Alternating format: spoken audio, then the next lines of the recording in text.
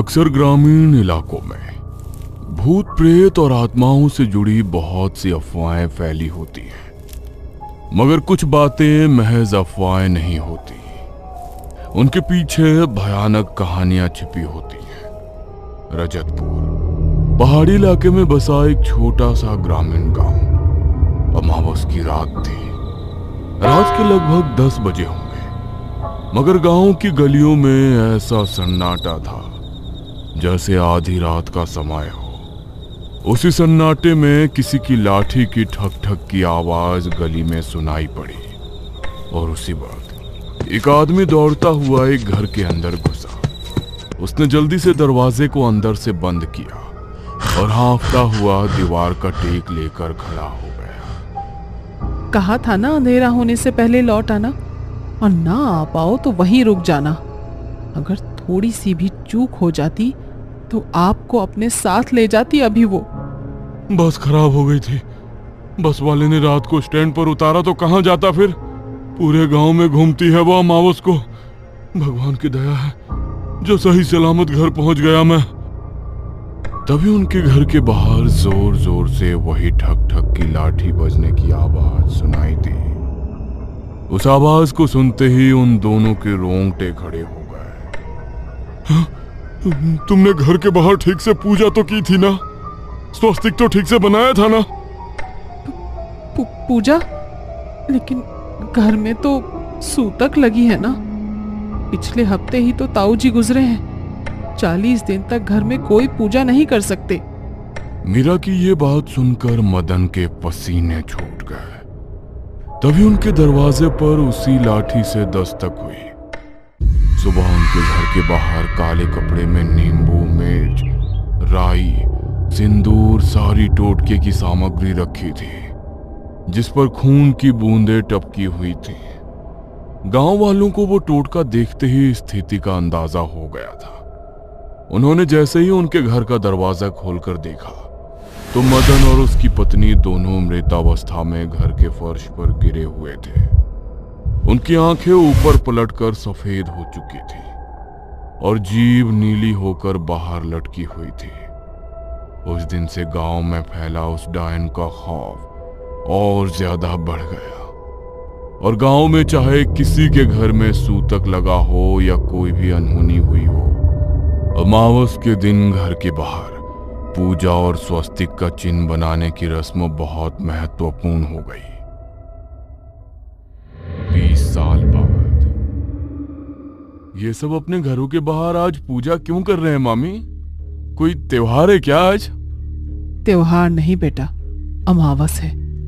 अमावस के दिन गांव में डायन भटकती है और अगर घर के बाहर पूजा करके स्वास्तिक ना बनाओ तो घर पर टोटका कर देती है और उसका वो टोटका उस घर में किसी को जिंदा नहीं छोड़ता।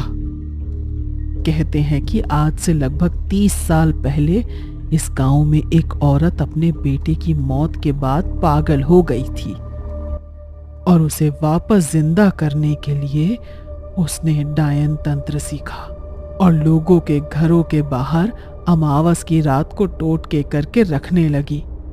जिसके भी घर के बाहर वो टोटका करके रखती थी, अगले दिन उस परिवार के सारे लोग मरे हुए मिलते थे। गांव वालों का कहना था कि इन लोगों की बलि देकर वो अपने बेटे को जिंदा करना चाहती है। इसीलिए एक रात गांव वालों ने उसे रंगे हाथों पकड़ लिया और गांव के चौराहे पर उसे मार डाला। लेकिन मरने के बाद भी उसकी आत्मा गांव में हर अमावस भटकती रही और वही टोटके हर अमावस होते रहे। लोगों ने इसका निवारण करने के लिए एक बड़े ही सिद्ध पंडित जी से बात की तो उन्होंने इसका निवारण यही बताया। अमावस के दिन घर के बाहर पूजा करके अगर स्वास्तिक बना दिया जाए तो इसकी सकारात्मक शक्ति से वो कोई टोटका कर ही नहीं पाएगी। क्या मामी, आप भी आज के जमाने में भी ऐसे अंधविश्वास में मानती हो आप? ऐसा कुछ नहीं होता। तुम शहर में रहते हो बेटा, इसीलिए इन बातों पर यकीन कर पाना तुम्हारे लिए मुश्किल है। लेकिन हर अमावस को उसकी लाठी की आवाज सुनाई देती है सबको। मैं भी बस अभी पूजा करने ही जा रही हूँ, अंधेरा होने वाला है। सावित्री पूजा करने जा ही रही थी, तभी महेश के जोर से चीखने की आवाज आई। वो लोग भागकर उसके पास गए तो महेश सीढ़ियों से नीचे गिर गया था और उसके माथे पर गहरी चोट लग गई थी। उनके माथे से काफी ज्यादा खून बह रहा था। मामा जी के सर पर तो बहुत ज्यादा चोट लग गई है मामी जी, इन्हें तो हॉस्पिटल लेकर जाना पड़ेगा। हाँ जतिन, रागिनी, मैं तुम्हारे पापा को लेकर हॉस्पिटल जा रही हूँ। तुम लोग घर के बाहर पूजा करके स्वास्तिक बना देना। और सुनो, पूजा करने के बाद सारे खिड़की दरवाजे बंद कर लेना और चाहे कुछ भी हो जाए घर से बाहर मत निकलना। मैं तुम्हारे पापा के साथ हॉस्पिटल से कल सुबह ही लौटूंगी। सावित्री महेश को लेकर अस्पताल के लिए निकल गई। उसने पूजा की थाली तैयार कर रखी थी। रागिनी जैसे ही अंदर पूजा की थाली उठाने के लिए गई तो उसमें रखा कपूर नीचे गिर गया। जतिन, रागिनी, वरुण और उसकी बहन सोनाली सब घर के बाहर थाली लेकर पूजा करने के लिए गए। उन लोगों ने वहां पर पूजा तो कर दी, लेकिन पूजा की सामग्री में कपूर नहीं था और स्वस्तिक बनाना भी उन लोगों के ध्यान से उतर गया। पूजा करने के तुरंत बाद उन्होंने घर के सब खिड़की दरवाजों को अंदर से बंद कर लिया। आपने इतनी जल्दी घर को बंद क्यों कर दिया? कम से कम खिड़की तो खोल लो, बहुत घुटन हो रही है। नहीं दीदी, माँ ने बताया ना आज की रात कितना खतरा रहता है सब गांव वालों को उस डायन से। उन लोगों ने भी उनसे ज्यादा सवाल जवाब नहीं किए और सब साथ में बैठकर मूवी देखने लगे। सावित्री का भी कॉल आया कि महेश की तबीयत अब ठीक है। लगभग 11:30 बजे सब एक ही रूम में सो गए, मगर जैसे ही घड़ी में ठीक 12 बजे सोनाली के कानों में ठक ठक की आवाज पड़ी। उस आवाज से सोनाली की नींद टूट गई। उसने उठकर देखा तो कमरे के बाहर की तरफ से उसे फिर से वही ठक ठक की आवाज सुनाई दी। ये कैसी आवाज है? शायद मेरा वहम है। सोनाली उस आवाज को इग्नोर करके वापस सोने के लिए लेट गई, मगर थोड़ी देर बाद उसे प्यास लगी। उसने कमरे में पानी की बोतल ढूंढी, लेकिन बोतल में पानी खत्म हो चुका था।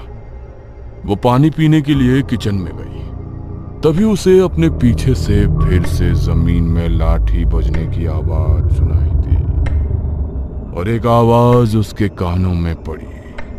बहुत प्यास लगी है, मुझे भी पानी पिला दो।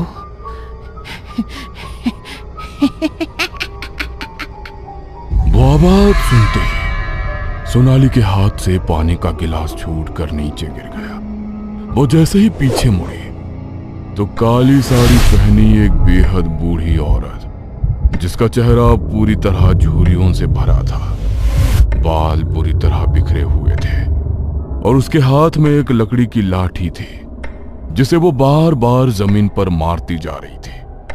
अचानक देखते ही देखते उसकी आंखें पूरी तरह ऊपर को पलटकर बिल्कुल काली हो गईं। सोनाली उसे देखकर बुरी तरह डर गई। उसने चिल्लाने की कोशिश की, लेकिन उसके गले से कोई आवाज निकली ही नहीं। कितनी भी कोशिश कर लो, अब कोई तुम्हें मुझसे नहीं बचा पाएगा। बहुत सालों से इस गांव में किसी को शिकार नहीं बना पाई मैं। आज अपने शिकार को अपने हाथों से जाने नहीं दूंगी मैं। डर के मारे सोनाली पूरी तरह पसीने से भीग चुकी थी। खुद को बचाने के लिए वो वहां से अंदर की तरफ भागी, मगर वो दरवाजा अब अंदर से बंद हो चुका था। बेकार कोशिश मत करो, नहीं बचा पाओगे खुद को मुझसे। यहाँ का हर रास्ता अब तुम्हारे लिए बंद है। अब तुम सिर्फ मेरे साथ जाओगी। खुद को बचाने के लिए सोनाली इधर उधर भाग रही थी, मगर घर के एक कोने में उस डायन ने उसे घेर लिया और उसके ऊपर पूरी तरह झपट पड़ी। घर में सोनाली की तेज चीख गूंजी और और उसकी आवाज से सबकी नींद टूट गई। ये तो सोनाली की आवाज थी। कहां पर है सोनाली? सोनाली को ढूंढने के लिए वो तीनों कमरे से बाहर निकले, लेकिन सोनाली उन्हें कहीं भी नहीं मिली। ऐसा कैसे हो सकता है? आधी रात को सोनाली घर से कहां गायब हो सकती है? कहीं उसे कुछ हो तो नहीं गया है? सोनाली, सोनाली कहाँ हो तुम? सोनाली! स्टोर रूम में चेक नहीं किया हमने, वहां पर देखते हैं। वो उसे ढूंढने के लिए स्टोर रूम में गए। उन्होंने जैसे ही स्टोर रूम की लाइट जलाई तो लाइट अचानक से फ्लिकर करने लगी और कमरे के कोने में उन्हें सोनाली बुरी तरह चोटिल हालत में मिली। उसके बाल बुरी तरह बिखरे हुए थे और उसकी आंखें और जीभ बाहर को निकल कर आई हुई थी। उसे देखकर उन तीनों की चीख निकल गई। वरुण ने उसे गोद में उठाया और उसे दूसरे कमरे में लेकर गया। उन्होंने उसकी सांस और नब्ज चेक की, मगर सोनाली की सांसें थम चुकी थी। कैसे हुआ ये सब? कैसे मर सकती है सोनाली? कहीं मैं कोई बुरा सपना तो नहीं देख रहा? किसने मार डाला मेरी बहन को? इंसान की ऐसी हालत तो तभी हो सकती है जब उसे उस डायन ने मारा हो, लेकिन हमने तो घर के बाहर पूजा भी की थी, तो फिर उसने सोनाली पर हमला कैसे किया? इसका मतलब जरूर पूजा करने में हमसे कोई चूक हुई है, और अगर उसने सोनाली को मारा है तो इसका मतलब वो हमारे घर के अंदर घुस चुकी है। वो हमें भी नहीं छोड़ेगी। मुझे बहुत डर लग रहा है भैया। अब क्या करेंगे हम तो जानते भी नहीं ये सब क्यों हुआ है। सब तो ठीक से किया था हमने। तभी घर में फिर से वैसी ही लाठी बजने की आवाज आने लगी। उस आवाज को सुनकर उन तीनों के रोंगटे खड़े हो गए और जतिन ने दरवाजे को अंदर से कड़ी लगाकर बंद कर लिया। लगता है कोई बहुत बड़ी भूल हुई है हमसे और इसीलिए वो डायन हमारे घर के अंदर प्रवेश कर गई है। हमें खुद का बचाव करना होगा। मैं भानु काका को फोन करता हूँ, शायद वो हमें इसका कोई निवारण बता सके। जतिन ने जल्दी से गांव के पंडित भानु काका को फोन किया और उसे सारी बात बताई। तो उसकी बात सुनकर पंडित जी पूरी तरह डर गए। तुम लोगों ने ठीक से पूजा तो की थी ना, और पूजा करने के बाद घर के बाहर स्वस्तिक बनाया था ना? स्वस्तिक? माँ ने कहा था कि पूजा करने के बाद बाहर स्वस्तिक बना देना, लेकिन अंधेरा होने के डर से हमारे दिमाग से वो बात ही निकल गई। अब हम क्या करेंगे काका? हे भगवान, ये क्या किया तुम लोगों ने? बहुत बड़ा अनर्थ हो गया है ये। उस डायन को काबू करने का बस हमारे पास ये एकमात्र तरीका था। पता नहीं अब कैसे मैं तुम सबको उससे बचा पाऊंगा। पंडित जी के आगे कुछ और बोलने से पहले ही फोन डिस्कनेक्ट हो गया। जतिन ने उन्हें कॉल लगाने की कई बार कोशिश की, लेकिन उनके पास कॉल लगी ही नहीं। तभी कुछ मिनट बाद उनके घर के दरवाजे को किसी ने जोर से खटखटाया और उसी वक्त उन तीनों की सांस उनके हलक में अटक गई। हाँ, इतनी रात को कौन आया होगा भैया? मुझे लगता है वही डायन हमारा ध्यान भटकाकर हमें कमरे से बाहर निकालना चाहती है। इस कमरे में भगवान की मूर्ति है। हमें यहाँ से बाहर नहीं जाना चाहिए। डरो मत बच्चों, मैं हूं तुम्हारा भानु काका। जतिन बिना कुछ सोचे समझे कमरे से बाहर दरवाजा खोलने के लिए चला गया। तभी रागिनी के दिमाग में एक बात आई और वो जोर से चिल्लाई, रुक जाइए भैया, बाहर मत जाइए। वो भानु काका नहीं है। अमावस की रात कोई अपने घर से बाहर नहीं निकलता। मगर तब तक बहुत देर हो चुकी थी। इससे पहले कि जतिन वापस कमरे के अंदर आ पाता, जमीन पर उसी लाठी की ठक ठक सुनाई दी और वो डायन जतिन के सामने आकर खड़ी हो गई। उसे देखकर जतिन जोर से चिल्लाया और वो डायन उसके ऊपर झपट पड़ी। उसे देख डर से रागिनी बुरी तरह चिल्लाने लगी और जतिन को बचाने के लिए वो कमरे से बाहर भागी। तभी वरुण ने उसे कमरे के अंदर खींचा और जल्दी से दरवाजा बंद करके अंदर से उसकी कड़ी लगा ली।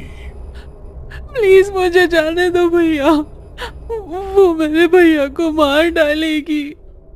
शांत हो जाओ रागिनी, मैं जानता हूं कि तुम जतिन को बचाना चाहती हो।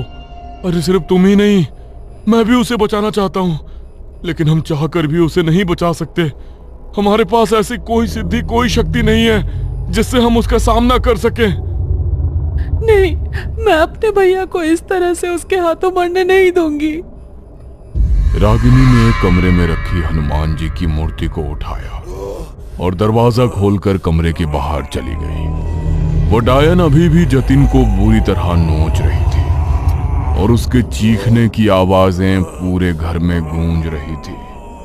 वो दौड़ती हुई हनुमान जी की मूर्ति लेकर वहां पर आ गई। उसने जैसे ही हनुमान जी की मूर्ति को उस डायन से स्पर्श किया तो वो बुरी तरह चीखने लगी और बौखलाती हुई बंद दीवार से घर के बाहर गायब हो गई। उसी वक्त रागिनी ने हनुमान जी का नाम लेते हुए निडर होकर उनकी मूर्ति को घर के बाहर रख दिया और दरवाजा बंद करके अंदर आई। वरुण और वो मिलकर जतिन को अंदर लेकर गए। उसके शरीर पर बहुत सारी चोट लगी थी और हर जगह पर हुई खरोंचों से लगातार खून बह रहा था। रागिनी ने जल्दी से उसकी बॉडी के घाव साफ करके उन पर बैंडेज किए, मगर तभी जतिन की आंखों से आंसू बरस पड़े। अगर आज तूने ये हिम्मत ना की होती तो वो डायन मुझे मार ही डालती। तूने अपनी जान जोखिम में डालकर मेरी जान बचाई। अगर तुझे कुछ हो जाता तो पगली। मेरे होते हुए मैं आपको कुछ नहीं होने दूंगी भैया। तभी जतिन के फोन पर भानु काका का फोन आया। रागिनी ने उनका फोन रिसीव करके उन्हें पूरी बात बताई तो भानु काका के भी रोंगटे खड़े हो गए। उन्होंने उसे हिम्मत दी और अब कमरे से बाहर निकलने को सख्त मना किया और अपनी रुद्राक्ष की माला गले में धारण कर अपने सभी शिष्यों के साथ गांव के मंदिर की ओर निकल पड़े। जब रागिनी उस डायन से सामना करने के लिए इतनी हिम्मत कर सकती है तो आज तक हम उसे खत्म करने की हिम्मत क्यों नहीं कर पाए, ये जानते हुए भी कि इस संसार में भगवान से बड़ी कोई शक्ति नहीं, तब भी हम उससे डरते रहे। उन्होंने आधी रात को मंदिर के कपाट खोले और मंदिर के प्रांगण के बीचों बीच यज्ञ कुंड जलाकर उन्होंने बजरंग बाण का पाठ करना शुरू किया। उसी वक्त गांव में उस डायन के जोर जोर से चीखने की आवाजें सुनाई देने लगी और मंदिर की घंटियां जोर जोर से बजने लगी। घंटी की ध्वनि से गांव वालों का मन कुछ शांत हुआ। तभी जोर जोर से चीखते हुए वो डायन मंदिर की तरफ खींची चली आई। तभी पंडित जी ने अपने शिष्य को इशारा किया और उसने उस डायन पर गंगा जल का छिड़काव कर दिया। गंगा जल का स्पर्श पाते वो और बुरी तरह तड़पने लगी और एक काले धुएं के रूप में मंदिर में जल रही ज्योत में समाकर आसमान में कहीं विलीन हो गई। उस रात के बाद फिर कभी किसी अमावस को गांव में उसका साया किसी को दिखाई नहीं दिया और ना ही कोई टोटका किसी के घर के बाहर मिला। गांव में सब हादसे होने भी हमेशा के लिए बंद हो गए, मगर उसे एक रात ने सोनाली से उसकी जिंदगी छीन ली। काश वो उस रात कमरे से बाहर ना निकली होती या उसकी चीखें अगर उन लोगों तक पहुंच गई होती तो आज शायद वो भी जिंदा होती।